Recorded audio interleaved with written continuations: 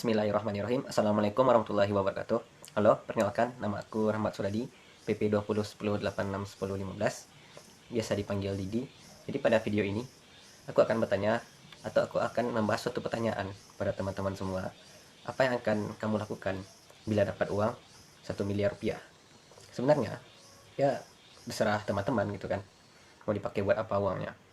Aku nggak peduli juga kalian mau pakai untuk apa uangnya. Mau dibeliin ROG, iPhone, mau Pajero, mau Moge, atau beli klub bola, untuk kampanye, whatever lah itu. Cuman kita harus memiliki apa yang disebut sebagai strategi financial itu dari dini. Kita harus belajar itu. Nah, kita bisa investasi, bisa menabung, atau main judi yang pasti hoki. Emangnya ada main judi yang pasti hoki? Ya ada. Misalnya platform Yagol, baru kemarin itu. Yagol itu BTW sampah banget tuh. uh, ya Gol itu situs judi bola, cuman ia menawarkan bunga atau keuntungan sebesar 0,5% setiap ada pertandingan sepak bola itu. Minimal kita 3 kali dalam dalam sehari kalau tidak salah mengambil bunganya. Nanti udah rame yang masuk tuh, habis itu adminnya kabur itu bawa uang ratusan miliar, bahkan triliunan yang udah dideposit sama orang-orang yang uh, ada di Yagol itu. Nah, mau lapor polisi itu platform ilegal, ilegal juga kan, platform judi lagi itu.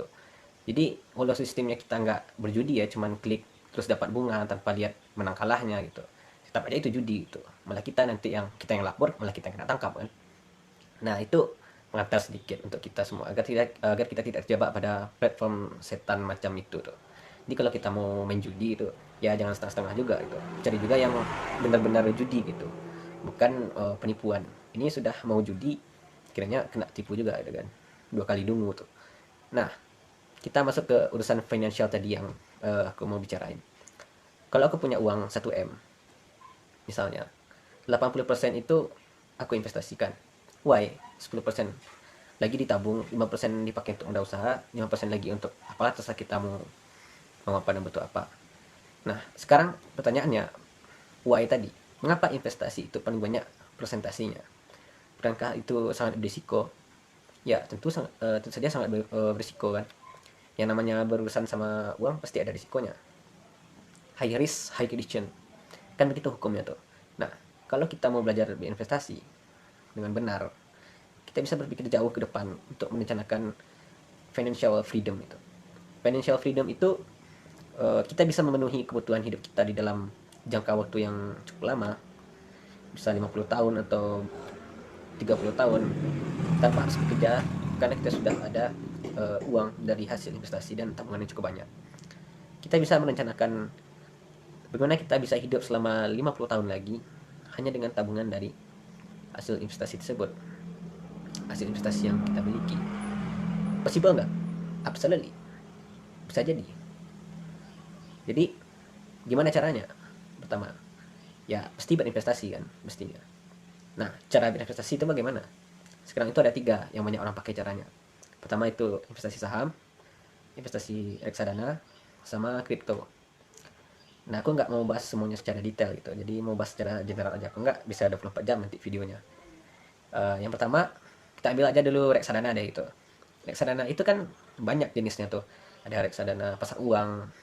Reksadana pasar uang tuh gampangnya, contoh itu misalnya nabung deposito di bank. Itu contoh reksadana pasar uang. Lalu ada lagi reksadana pendapatan tetap. Misalnya beli obligasi. Nanti kita jual lagi, tapi keuntungannya ya tidak sebesar kita invest di kayak di saham itu atau di kripto misalnya. Nah, selanjutnya itu saham itu. Nah, saham ini tuh kayak kita investasi kepada perusahaan tertentu yang melantai di bursa efek. Perusahaan-perusahaan seperti yang bergerak di sektor banking, consumer, properti, dan lain-lain.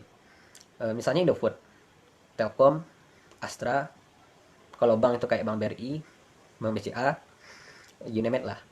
Jadi kita harus lihat gimana prospek dari perusahaan-perusahaan yang ada. Kalau kita investasi berarti kita kan menghitung probabilitas atau kemungkinan suatu perusahaan dalam beberapa tahun kemudian itu value-nya itu naik atau value-nya itu meningkat. Misal dalam 5 tahun ke depan aku mau invest di Telkom misalnya nih, walaupun aku nggak benar-benar mau di Telkom gitu kan, karena aku percaya Telkom ini perusahaan digital yang pastinya orang akan lebih meningkat intensitas penggunaan internet dan dunia digital dalam beberapa tahun ke depan. Orang pasti akan bergelut dalam bidang itu. Telkom pasti jadi motornya nih. Terus kita lihat juga laporan keuangannya dari tahun ke tahun, bagus juga. Nah, tapi meneruskan itu masih ada banyak faktor lagi, misalnya faktor kebijakan pemerintah atau banyak lagi atau faktor dari pasar modal itu sendiri. Nah, tapi itu kan secara general aja kita ambil. Lalu juga ada istilah trading. Trading itu kita investasi, tapi hasilnya kita ambil dalam jangka waktu yang pendek gitu. Misal 20 detik, 1 menit, 2 jam, 1 hari, 2 hari, seminggu, 2 minggu, sebulan, atau beberapa bulan. Jadi hasil investasi kita peroleh dalam waktu yang dekat gitu. Nah, ada istilah lagi dalam trading itu, ada swing, ada scalping. Jadi ini udah sederhana ya gitu, biar lebih mudah untuk memahaminya gitu.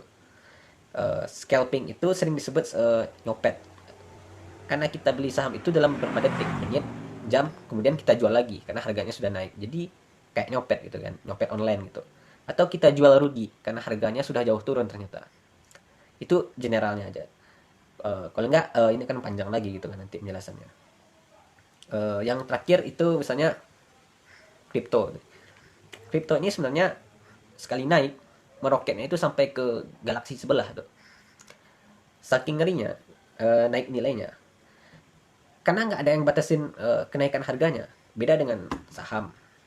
Saham masih diatur sama BI, Bursa Efek Indonesia. Kalau kripto kan nggak. Pas dia turun itu Sultan Medan itu bisa masuk acara merajut asa tuh, atau masuk rumah sakit jiwa. Dan juga sekarang kabarnya kripto itu mulai redup. Orang yang udah investasi di kripto sekarang untuk jangka panjang mungkin udah ketar-ketir.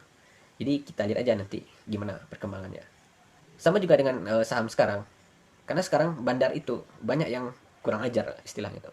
Dan tidak melihat prospek perusahaan. Cuman goreng sana sini saham kecil, terus promosi ke influencer. Nanti udah banyak yang beli di harga atas, bandar jualan. Kalau bandar jualan, harusnya kita juga jualan. Tapi kalau kita nggak ikut dan nyangkut beli di harga atas, sedangkan harganya mau diturunin, ancur-ancuran, selesai, you lose.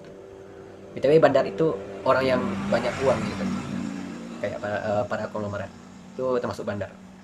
Nah, mungkin sekian ya. Untuk judul tadi itu cuman clickbait aja biar kita generasi Z ini dan teman-teman lain itu bisa juga lebih melek urusan investasi atau urusan finansial gitu. Oke ya, thanks for watching.